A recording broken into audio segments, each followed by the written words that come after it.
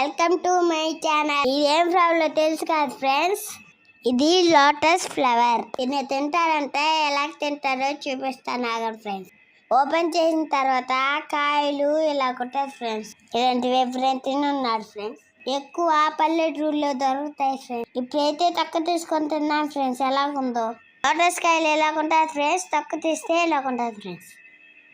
తిన్నామని చూస్తే దాంట్లో ఏదో పచ్చగా ఉంది ఫ్రెండ్స్. పచ్చది తీయకుండా తింటే చేతిగా ఉంటుంది ఫ్రెండ్స్. అదే పచ్చది తీసేసి తింటే బాదం పప్పు లాగుంటుంది ఫ్రెండ్స్.